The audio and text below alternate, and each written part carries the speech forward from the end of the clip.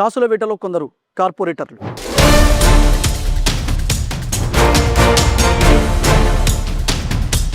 New construction దగ్గర, wine షాపుల దగ్గర, చిరు వ్యాపారస్తుల దగ్గర రాబందుల్లా గద్దల్లా గస్తీ.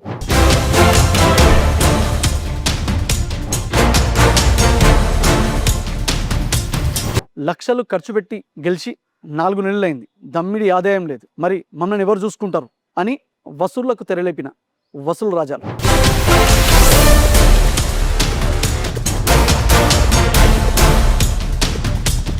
ఓట్లు వేయించుకునే వరకు సేవే మా లక్ష్యం, తీరా గెలిచినాక షేవే అంటే మిమ్మల్ని షేవ్ చేయడమే మా ధ్యేయం అంటూ సెటిల్మెంట్లకు దిగిన సెటిల్మెంట్ రాజాలు.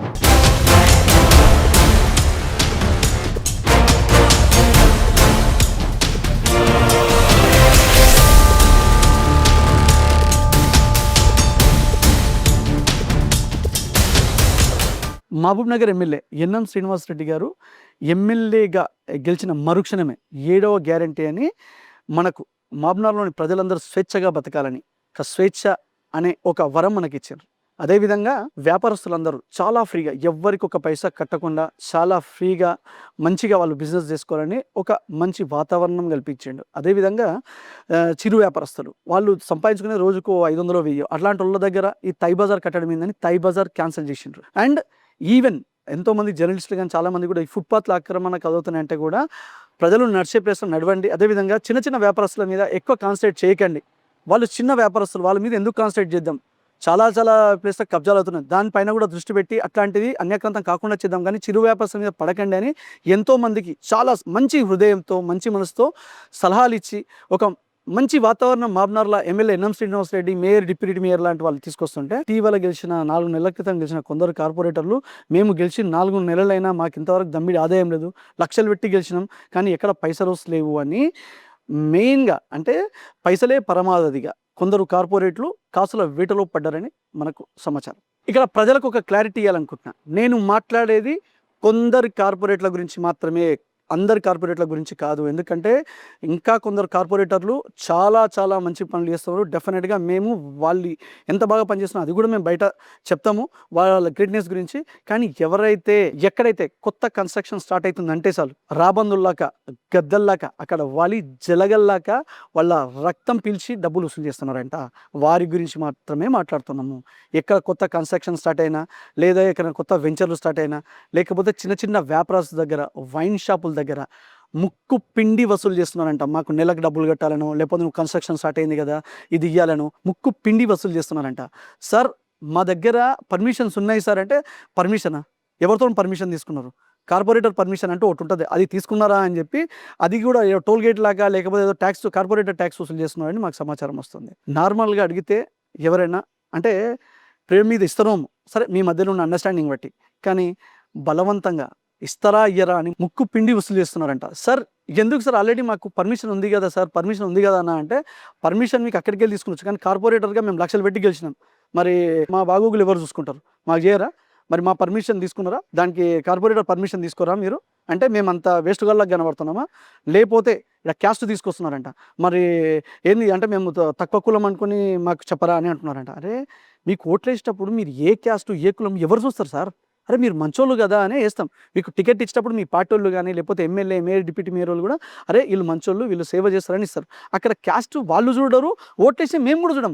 కానీ అంటే మీరు క్యాస్టులు తీసుకొచ్చి ఏం మేము ఈ క్యాస్ట్ అని చెప్పి మాకు పైసలు ఇయ్యారా? అంటే మీరు కార్పొరేటర్ సార్, మీరు ఒక స్థాయి పెద్దోళ్ళు, మీరు డైరెక్ట్ వచ్చి బాబు ఇది కరెక్ట్ లేదు, ఇది కరెక్ట్ అని మీరు చెప్పేటోళ్ళు. మీరు ఇంకా మాకు ప్రాబ్లం అయితే మమ్మల్ని సేవ్ చేసేటోళ్ళు, మమ్మల్ని షేవ్ చేయకండి. అట్లాంటిది మీరు మా దగ్గరికి ముక్కు విండి భయపెట్టి వసూలు చేస్తున్నారంట. సార్ అడగండి, మంచిగా మాట్లాడండి, మన ఇస్తారేమో, కానీ బలవంతం చేస్తే ఎందుకు ఇవ్వాలి? అసలు మీకు ఎందుకు ఇవ్వాలి అని అంటే మీరు కానూన్ మాట్లాడతారంట. మేము లక్షలు పెట్టి గెలిచినాం, ఏం ఉట్టిగానైనా, ఏం మమ్మల్ని చూసుకోరా అని అంటారంట. అసలు మిమ్మల్ని ఎవడు నిలబడ్డమన్నాడు? మీరు లక్షల ఖర్చులు ఎవరికి పెట్టిండ్రు? ఎందుకోసం పెట్టిండ్రు? మీరు ఇప్పుడు తీసుకొచ్చి మమ్మల్ని చూసుకోరా అంటే మిమ్మల్ని ఎందుకు చూసుకోవాలి? మీరేం మా బామ్మర్దులా, మా అన్నదమ్ములా? అసలు మిమ్మల్ని ఎందుకు చూసుకోవాలి? ఇది కరెక్ట్ కాదు. ఎక్కువ అంటే ఏమో చెప్తారంట, మీరు ఎవరికైనా మీడియాకి చెప్తారా చెప్పుకోండి, లేకపోతే మా నాయకులకు చెప్తారా చెప్పుకోండి అంటున్నారంట. సార్ మీడియా గురించి మాట్లాడుతున్నారు కాబట్టి చెప్తున్నాం, మీరేదో గింత పని చేస్తేనే మీరేదో అసలు 3వ ప్రపంచ యుద్ధాన్ని ఆపినట్టు, మీరేదో దేశానికి స్వాతంత్రం తీసుకొచ్చినట్టు గింత పనికి మీరు ఇంత చేసిందని చెప్పి మిమ్మల్ని హీరో చేసిన వాళ్ళం. మీరు మీడియాకి చెప్పండి ఎవడేం చేస్తారో చూస్తా అని మీరు అన్నారనుకోండి, ఇంత చేసినాం, ఒక్కరోజు మా పనులన్నీ ఇడిచిపెట్టుకొని మిమ్మల్ని కాన్సన్ట్రేట్ చేసినాం అనుకోండి, 1 డే చాలు. ఎక్కడెక్కడ కబ్జాలు చేస్తున్నారు, ఏడేడ వసూలు చేస్తున్నారు, ఏ కన్స్ట్రక్షన్ దగ్గర మీరు ఏమేమి చేస్తున్నారు, మీ కథలు, మీ వ్యవహారాలన్నీ బయటికి తీసినాం అనుకో, మిమ్మల్ని హీరోలు చేసినాం కదా, జీరోలు చేయడానికి మాకు గంట టైం పడుతుంది చాలు. సో ఏదైనా సరే ప్రజలతో మంచిగా ఉండి మంచిగా చేసుకోండి, అండర్స్టాండింగ్ మీద పోండి. ఎందుకంటే మీకు ప్రజల్లో మీకు ఒక రెస్పెక్ట్ ఉంటుంది. కార్పొరేటర్గా గెలిచి ఉంటారు కదా, మీకు ఒక రెస్పెక్ట్ ఉంటుంది. ఆ రెస్పెక్ట్ని మీరు ఇటువంటి పిచ్చి పిచ్చి పనులు చేసి మీ ఉన్న గౌరవాన్ని ఓడుకోకండి. ఇక నాయకులకు చెప్పుకుంటారా అంటే మరి మీకు వాళ్ళకున్న అండర్స్టాండింగ్ ఏముందో మరి మాకు తెలియదు. నాయకులకు చెప్పుకుంటున్నారంటే చెప్పలేం. మీకు నాయకులు ఎవరన్నా ఏమన్నా చెప్దామంటే మాకు తెలియదా అని మీరు మాట్లాడుతారో, లేకపోతే మాబ్నార్లో ఆల్రెడీ వర్గాలు ఇట్లా స్టార్ట్ అయినాయి కాబట్టి మీరు ఇంకేం చేస్తారని వాళ్ళు ఏమన్నా భయపడుతున్నారో అది మాకు తెలియదు. కానీ మీరు మీ అండర్స్టాండింగ్ మీకు ఏమున్నప్పటికీ దయచేసి మేము మామూలు ప్రజలం. మా లైఫ్ ఏంటి సార్, చిన్న ఏమైనా పనులు చేసుకుంటాం, వ్యాపారాలు ఏమైనా ఉంటే కన్స్ట్రక్షన్స్, అది బాగలేదు అన్నప్పుడు మిమ్మల్ని అడుగుతాం, అనా చూడనా అది ఎట్లా అన్నా మాకు అది అయ్యేటట్టు చూడనా అని. అరే అన్ని పర్మిషన్స్ ఉన్నాయంటే కూడా పర్మిషన్స్ ఉంటే అది లేదా అది లేదు ఇది లేదు అని చెప్పి అది చేస్తారంట. ఈ ఎక్కడ న్యాయం సార్? మీరు ఏడుకోతుంది మన సమాజం. 4 నెలలు అయింది సార్ మీరు గెలిచి. మీరు 4 నెలలకి ఇంత చేస్తారంటే ఇంకా మిగతా 4 సంవత్సరాలకు మీరు ఏం చేస్తారో మాకైతే ఒక రకమైన భయభ్రాంతులతో ప్రజలు బతుకుతున్నారట. కొందరు కార్పొరేటర్ల లీలల గురించి మనం ఇట్లా చెప్తుంటే ఇంకెవరికన్నా అరే ఇట్లా చెప్తున్నాడని చెప్పి నీ సొంత అభిప్రాయాలు ఇందులో చెప్పకండి అని ఇంకెవరన్నా కొత్తగా అంటే మేధావులు ఆలోచిస్తుండొచ్చు. మీకు అందరికీ ఓ విషయం తెలవాలి, ఇదే మాబ్నార్లో ఆడ ఎవరినో పాపం ఇల్లు కట్టుకుంటున్నా అంటే పేదైనా 50,000 అడిగి చాలా సతాయిస్తున్నానంట. నాకు ఫోన్ చేసింది నిన్న, అన్నా ఇట్లా అయిందని నేను చెప్పిన. ఎవిడెన్స్ ఉంటే రికార్డ్ చేయడం, ఏదైనా వాళ్ళు ఫోన్ చేసినప్పుడు ఆ ఫోన్లో రికార్డ్ చేయడం, వాట్సాప్ కాల్ చేస్తే వేరే డివైస్ నన్ను రికార్డ్ చేయి, అట్లా వేసి నాకు ఇవ్వండి చూద్దామని చెప్పిన. పోనీ అట్లా కూడా భయపడుతున్నావు కాబట్టి ఆ కార్పొరేటర్ ఇది చూస్తుంటారు కాబట్టి చూడు జరా, ఎందుకు కొంచెం తక్కువైనా చూసుకొని అంటే చెయ్యి అబ్బా జరా. లీడర్ల దగ్గరికి మా దగ్గర కూడా వస్తున్నారు వాళ్ళు, ఎందుకంటే మీ సొంత అభిప్రాయాలు చెప్పకండి అని మీరు మమ్మల్ని ప్రశ్నిస్తారు కదా, ఇది చెప్పాలని చెప్తున్నాను. ఇక ఇంత చెప్పిన కదా రమాకాంత్, ఏం ఎవిడెన్స్లు ఉన్నాయంటే ఎవిడెన్స్లు మేము వేసినాం అనుకోండి, అప్పుడు మీరు బయటికి కూడా రారు. ఏంటంటే ఇది ఫస్ట్ వార్నింగ్ లాగా మీకు చెప్తున్నాం ఏం జరుగుతుందని. మీకు కొన్ని సంఘటనలు చెప్తా. నిన్న మొన్న జరిగిన యథార్థ సంఘటనను ఒక కార్పొరేటరు వేరేళ్ళ దగ్గరకు పోయి, అంటే కొందరు కార్పొరేటర్లు వేరేళ్ళ దగ్గరకు పోయి ఎట్లా భయపెడుతున్నా అనేది జస్ట్ మీకు ఎగ్జాంపుల్ కాదు, నిజమే, జస్ట్ మీకు ఎగ్జామ్స్ రూపంలో నేను చెప్తా. ఒక కార్పొరేటరు ఒక వైన్స్ దగ్గరికి పోయి డబ్బులు అడిగాను. సరే ఏదో కారణం చూపించండు, పైసలు ఇవ్వాలని అడిగాను. వీళ్ళుండి నార్మల్గా అడిగితే సరే ఏదన్నా అండర్స్టాండింగ్ మీద ఇస్తారేమో, భయపెట్టిండు. అంటే వాళ్ళని ఎట్లా అంటే భయపెట్టి ఏం పైసలు ఇస్తారా, పైసలు ఇవ్వండి, మా ఏరియాలో మీ వైన్ షాప్ ఉంది కదా అన్నట్టు. వీళ్ళుండి అరే బాజాబ్తా వైన్ షాప్కి టెండర్ వేస్తాము, వచ్చింది రూల్ ప్రకారమే అమ్ముతున్నాం, లైసెన్స్డ్ ఉంటాయి దాని ప్రకారమే అమ్ముతున్నాం అంటే ఆయన ఉండి అవి కాదు మాకు అన్ని కానూన్ తెలుసు, అసలు మీ వైన్ షాప్స్కి పర్మిషన్ ఉండదు కదా, మరి మీరు పెట్టి అమ్ముతున్నారు, మరి ఆ విధంగా చూస్తే మేము ప్రశ్నించాల్సి వస్తుంది అని. అంటే సార్ దానికోసమే కదా కూల్ పాయింట్స్ అనేటివి మాబ్నార్లో ఉన్న వైన్ షాపులు అందరూ కలిసి మీరు అప్పుడు కాంగ్రెస్ లీడర్లు అడిగితేనే ఆ కూల్ పాయింట్స్ కూడా మీ వాళ్ళకే ఇచ్చినాం కదా. అంటే మా వాళ్ళకంటే నాకు ఇచ్చినావా, ఎవరికో ఇచ్చిండొచ్చు, నాకైతే కాదు కదా అని ఇవన్నీ కానూన్ చూసి ఎంతో అంత పైసలు తీసుకెళ్ళారు. అయితే నేను ఇక్కడ ఏం అడుగుదాం అనుకుంటున్నా అంటే ఆ టైంలో నిజంగా కష్టపడ్డ కార్యకర్తలకు అనుకోండి, లేకపోతే పేద బడుగు బలహీన వర్గాల కోసం అని చెప్పి కూల్ పాయింట్స్ అనేది కొందరికి ఇప్పించారు ఆ టైంలో నాయకులు. ఇప్పుడు వీళ్ళు వచ్చి నాకు ఇచ్చినావా అంటే అన్నా మీకు మీ పెద్దోళ్ళకు వర్గపూర్లు ఏమున్నాయో మాకైతే తెలియదు, మీ గొడవలు ఉంటే మీ ఇంట్లో పోయి కొట్లాడండి, మా మీద ఎందుకు కొడతారు, ఇంకా మేము వ్యాపారాలు చేసుకోవాలన్నా వద్దా అని చాలామంది చాలా ఆవేదన వ్యక్తం చేసి మాకు కాల్స్ చేస్తున్నారు. ఈ ముచ్చటి ఇది.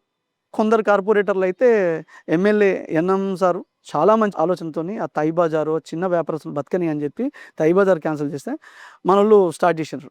ఇప్పుడు దుకాణం తెచ్చిండ్రు, షాపుల దగ్గర పోయి వసూళ్ళు అయితే చేస్తున్నారంట.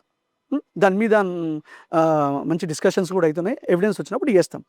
ఇంకొక సంఘటన, ఇటీవల ఒక కార్పొరేటర్ వచ్చి ఒక కన్స్ట్రక్షన్ జరుగుతుంటే ఈ కన్స్ట్రక్షన్ జరుగుతుంది ఇది ఆపేయాలంటే అన్నా లేదన్నా మనకు మంచి రిలేషనే ఉన్నది, వాళ్ళతో మంచిగానే ఉన్నారు మన వాళ్ళు, అన్న ఎందుకు అవుతుందంటే లేదు పర్మిషన్ అంటే లేదన్నా పర్మిషన్స్ ఉన్నాయి ఇట్లా అంటే ఏం పర్మిషనే, ఏం ఎట్లా కనబడుతున్నాను నేను, ఏం అది కులం తక్కువ అనుకుంటున్నారా, మరి మాకు ఎందుకు అది చెప్పలేదంటే కులం ఎందుకు వస్తామన్నా, మీరు పెద్దోళ్ళు కార్పొరేటర్లు అంటే కూడా ఏం అవన్నీ కాదు, కార్పొరేటర్ చెప్పాలని మీకు అంత తెలియలేదా, అది లేదా, అవన్నీ కాదని చెప్పి అధికారులకు చెప్పి పని ఆఫ్ చేయాలని పంపించారంట. అధికారులు కూడా పర్మిషన్ అంటే అట్లా కాదు, ఈ పర్మిషన్ మీరు ఇంటికి కట్టుకున్నారు, ఈడ మీరు ఒక షెడ్లాకి వేస్తున్నారంటే సార్ ఇంటికి కట్టుకున్నాము కానీ ముందల పార్కింగ్ లాగా పెట్టి ఒక షెడ్ వేసి వర్క్ కోసం బిజినెస్ కోసం షెడ్ వేస్తున్నామంటే అవన్నీ కాదంటే సార్ మీరు అట్లా తీస్తే మనము బైపాస్ రోడ్లో అసలు 50-100 వరకు షాప్స్ ఉంటాయి సార్, వాళ్ళకి అసలు పర్మిషన్స్ కూడా లేకుండా ఉంటాయి కొందరివి, కానీ మీరు మాది అంటే అవన్నీ కాదు సార్, కార్పొరేటర్ మీ మీద గట్టిగా చెప్పిండు, మీరు వాళ్ళు ఏమన్నా మాట్లాడుకోండి అని అన్నారంట. ఇక్కడ నేను ఫస్ట్ అధికారులకు ఒక విషయం చెప్పాలనుకుంటున్నాం. సార్, కార్పొరేటర్ చెప్పిందాడే లంచ్ టైంలో పాపం మీరు తినేటోళ్ళు ప్లేట్లు పడేసి వచ్చినట్టున్నారు. గంట సేపట్లోనే ఆడికి వచ్చిర్రు.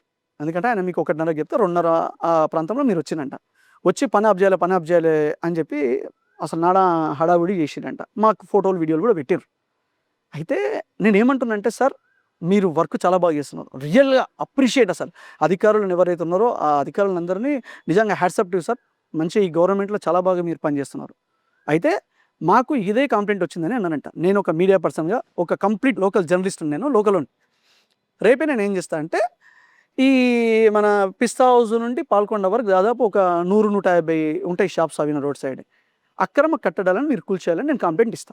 దయచేసి ఆ కార్పొరేట్ చెప్తే గంటలు చేసింది కదా! వారం రోజులు టైం తీసుకొనైనా సరే మీరు కూల్చేయాలి. లేదంటే కమిషనర్ గారికి, అమ్మ కలెక్టర్ అమ్మ 100% అధికారులు ఇట్లా దాని మీద చర్యలు తీసుకోకపోతే దయచేసి మీకు విన్నవిస్తున్నాం. మీరు రంగంలోకి దిగాలి. ఎక్కడెక్కడ అక్రమ కట్టడలను చేయాలి. బైపాస్ ఉందనుకోండి, ఆ బైపాస్ ముందున్న 25 సర్వే నెంబర్. మా జర్నలిస్టులకు సంవత్సరం నుండి చెప్పులు అరిగేలా లీడర్ల దగ్గరికి, అధికారుల దగ్గరికి తిరుగుతున్నారు. ఇండ్లు లేవు. వాళ్ళకి ఇండ్లు లేవు కాబట్టి ఎవడోడో వస్తున్నాడంట, ఆడ గుంతలు తవ్వుతున్నాడంట, ఇండ్లు కడుతున్నారంట. వాళ్ళు ఎవరు? వాళ్ళకి పట్టాలు ఉన్నాయా లేవా? అవి చూడండి. ఇంక మాబ్నార్‌లో అయితే నాలాలు అవి గాని, వెంచర్లు గాని, లేకపోతే ఇవి గాని బఫర్ జోను, ఎఫ్టీఎల్ దగ్గర కూడా ఎంతెంత ఎవరెంత కబ్జాలు చేసి కడుతున్నారో అన్నీ తెలుసు. డెఫినెట్‌గా మేము ఇదే పని మీద ఉంటాం. అన్నీ తీస్తాం. అధికారులు కూడా కార్పొరేటర్లు చెప్పిన గంటలు వస్తున్నారు కదా! మేము కూడా ఒక జర్నలిస్ట్‌గా డెఫినెట్‌గా అన్నీ బయటికి చెప్తాము. అన్నీ కూడా ఇస్తాము. మీరు దాన్ని కూడా గట్టిగానే చర్యలు తీసుకోవాలని రిక్వెస్ట్ చేస్తాము. అయితే ఇప్పుడు మీ కార్పొరేటర్లు అక్కడికొచ్చి కూడా మాకు అది కావాలి, మమ్మల్ని చూసుకోవా, అది చూసుకోకపోతే ఎట్లా అని మీరు చెప్తున్నారు కదా! మీకు కార్పొరేటర్లకు మీకో విషయం చెప్తున్నా. మీరు ఇంకొకసారి మేము నిలవడము, ఇంకోసారి తెల్ల చొక్కా ఎయము, ఇంకోసారి అసలు మేము పొలిటికల్‌గా ఉండము అనుకుంటే ఎంత కావాలో అంత దులుపుకోండి. కానీ మీరు మళ్ళా ప్రజలు ఉండాలి, అందరితో మంచిగా ఉండాలనుకుంటే దయచేసి ఈ బలవంతం ఈ దందాలు బంద్ చేసుకోండి. ఈ భయపెట్టడాలు, ఈ వసూలు చేయడాలు, ఆ కులం బయటికి తీసుకురావడాలు దయచేసి అవన్నీ వదిలేయండి. అడిగి కావాలంటే వాళ్ళు ఏమన్నా ఇస్తే తీసుకొని పోండి మంచిగా. అంతేగాని బెదిరిస్తామంటే ఎవరు భయపడరు. ఎమ్మెల్యే ఎన్ఎం శ్రీనివాస్ రెడ్డి గారికి, మేయర్, డిప్యూటీ మేయర్ గారికి మీకు నేను ఒక రిక్వెస్ట్ చేస్తున్నాను సార్. ఇది చాలా మంచి ఆలోచనతోనే. ఎందుకంటే ఫస్ట్ టైం మాబ్నార్ కార్పొరేషన్‌గా అయింది. మున్సిపాలిటీ నుండి కార్పొరేషన్‌గా. మాబ్నార్ ఫస్ట్ టైంలో మీరు కార్పొరేషన్, మీరు మేయర్, డిప్యూటీ మేయర్ ఉన్నారు, ఎమ్మెల్యే ఉన్నారు కాబట్టి చాలా బాగా డెవలప్ చేయాలి మాబ్నార్‌ని. మీరు చాలా మంచి ఒక ప్రణాళికతో 40, 50 ఏళ్ల అభివృద్ధి ప్రణాళికతో ముందుకు వస్తున్నారు. కానీ కొందరు కార్పొరేటర్లు అసలు మీరు మాబ్నార్‌ని ఏడుకో తీసుకుపోవాలంటే వాళ్ళు ఇంకేడుకో తీసుకుపోయేటట్టు ఉన్నారు. సార్, వాళ్ళకి దయచేసి ఏమైనా ఇన్‌కమ్ సోర్స్ సార్, ఆదాయ మార్గాలు చూపెట్టండి సార్. వాళ్ళని బిజీ చేయండి. వాళ్ళు ఫ్రీగా ఉన్నారు కదా! ఎక్కడెక్కడ ఎవడోని ఎట్టెట్ట సతాయిస్తామా అని అదే బండ మీద పడ్డారు సార్. వాళ్ళు ఇంకా కొందరు అనుచరులను పెట్టుకొని ఆడికి పోతే ఫస్ట్ బెదిరిస్తారు. లేదంటేనేమో క్యాస్ట్ తీసుకొస్తున్నారు. ఏమేమో తీసుకొస్తున్నారు. ఏం చిన్నపిల్లలమా లేకపోతే మాబ్నార్ సార్ ఇది ఒక టౌను. అమాయకులు కాదు కదా ప్రజలు. వచ్చి బెదిరిస్తున్నారంట. అది పార్టీకి దాంతో పాటు మీ ప్రభుత్వానికే పెద్ద ప్రాబ్లమ్ అయ్యేటట్టుంది. ఇలా చూసుకోండి. వాళ్ళకు మా ఆదాయ మార్గాలు చూయించండి, పనులు చూయించండి. తొందరగా కౌన్సిల్ మీటింగ్‌లు పెట్టి కొన్ని కాంట్రాక్టులు అప్పగించండి. అప్పగిస్తే వాళ్ళు ఆ పనులు ఉంటారు. మా మీద పడకం తక్కువైతది సార్. మీరు ప్లీజ్ అర్థం చేసుకోండి. సార్, నేను మళ్ళీ చెప్తున్నా. వీటికి మీరు ఎవిడెన్స్‌తోని మాట్లాడాలంటే నాకు పెద్ద పని కాదు సార్. నేనంతా తిరిగి ఎవిడెన్స్ కలెక్ట్ చేసి కార్పొరేటర్ పేర్లు చెప్పి కూడా నేను ఏయగలుగుతాను. ఆ ధైర్యం నాకుంది. కంప్లీట్‌గా మీరెంత లోకలోడో రమాకాంత్ రెడ్డి అనేటోడు కూడా లోకలోడే. నేను చేయగలుగుతా. కానీ మీకు ఒక వాల్యూ ఉంది సార్ ప్రజలకు. సో ఇదొక మళ్ళీ ఒక వార్నింగ్ లాగానే మీకు నేను చెప్తున్నా. దీన్ని మీరు మార్చుకొని ప్రజలతో మంచిగా మెలిగితే అది మీకే మంచిది. మళ్ళా నెక్స్ట్ మీరు ఇంకా మంచి స్థాయికి పోతారు. కార్పొరేటర్ నుండి మీరు డిప్యూటీ మేయర్, ఎమ్మెల్యే కూడా అవుతారు. లేదు మేము గిట్టనే చేస్తాం అనుకుంటే ఇదే లాస్ట్. రాసి పెట్టుకోండి. ఇంకా మాబ్నార్‌లోని ప్రజలకందరికీ ఒక విషయం చెప్పాలనుకుంటున్నా. సార్, కొన్ని రోజులు వీళ్ళకి ఎందుకంటే జర ఆకలితో ఉన్నారని మనకు అర్థమవుతుంది. మన పనులు కొన్ని రోజులు ఆపేద్దాం. లేదు అంటున్నామో జెన్యూన్‌గా మనం పోదాం. లేదు కంపల్సరీ ఇప్పుడు కన్స్ట్రక్షన్ చేసుకోవాల్సి వస్తుంది సార్, బిజినెస్ నడుపుకోవాలి అని అనుకుంటే వీళ్ళట బెదిరిస్తే పోండి మన ఎమ్మెల్యే సాబ్ దగ్గరికి పోండి. సార్ వాళ్ళు ఇట్లా చేస్తున్నారు సార్, ప్లీజ్ సార్ జర చూడండి అని రిక్వెస్ట్ చేయండి. ఆయన డెఫినెట్‌గా సాయం చేస్తాడు. అండ్ సెకండ్ థింగ్, లేదు వీళ్ళు ఇట్లనే సతాయిస్తున్నారు, భయపెడుతున్నారంటే నా నెంబర్ రాసుకోండి. నా పేరు రమాకాంత్ రెడ్డి. నా నెంబర్ 7799567353. ఇది నా వాట్సాప్ నెంబర్. దీనికి మిమ్మల్ని ఎవ్వరు బెదిరించినా మళ్ళీ చెప్తున్నా, వాళ్ళు కాల్స్ చేస్తే కాల్స్ రికార్డ్ చేయండి. ఏం కాదు, వాట్సాప్ కాల్ చేసాను అనుకోండి, వేరే డివైస్ నుండి ఆ వాట్సాప్ కాల్ రికార్డింగ్ చేసుకొని ఎవిడెన్స్ మాకు పెట్టండి. నెక్స్ట్ ఎవిడెన్స్తో మాట్లాడాలి. ఫస్ట్ చెప్తున్నాను కదా, నెక్స్ట్ ఎవిడెన్స్తో నేను కంపల్సరీ చేస్తాను. ఏమైనా అడిగినట్టు కదా డబ్బులు పంపించండి, దాంతో నా ట్రాన్సాక్షన్స్ కూడా పెట్టుకోవాలి మనం. ఓకేనా? ఇవన్నిటితోనే డెఫినెట్గా నెక్స్ట్ వాళ్ళ పేర్లతో సహా ఇస్తాను. నేను లోకల్లోనే వాళ్ళకు కూడా చెప్తున్నా, మనం ఎగనవుతో కలుస్తూనే ఉంటాం. ఓకేనా?